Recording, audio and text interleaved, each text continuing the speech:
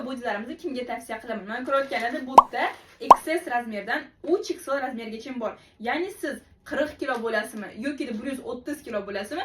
Har birlariga razmerlar bor qizlar. Birinchisi, agar siz keysira bo'lgan bo'lsangiz, ya'ni siz korsetlar xarid qilyapsiz va sizni chokingiz ustiga korset tushib qolyapti va sizga noqulaylik tug'diryapti. Shu vaziyatda sizga full korsetni tavsiya qilaman, chunki ko'rayotganingizdek chokingizni ustidan o'tib ketadi va osilgan qorinchangizni ham zo'r qilib tortib, kirg'izib, ozdirib beradi. Bu ozdiradimi deb so'raysizlar, albatta ozdiradi qizlar. Kimni qorni ham muammo bo'lsa va sonlari muammo bo'lsa, menda oldin masalan qornim bilan sonim semiz bo'lgan va hozir men imkoniyatim bo'lganda, agar semiz bo'lganimda, to men shu full akbar va korset olgan bo'lardim. Nega? Chunki meni oyoqlarim ham, ya'ni son taraflarim ham olish kerak edi va qorin, boksa taraflarim, bellarim orqalari olish kerak bo'lganiga men shuni olgan bo'lardim. Material juda ham nafas oladigan va uchinchidan, sizni osilgan qorningiz bo'lsa, ya'ni siz 10 yil oldin tuqqansiz yoki 2 yil oldin tuqqansiz va sizni qorningiz qolib osilib qolgan.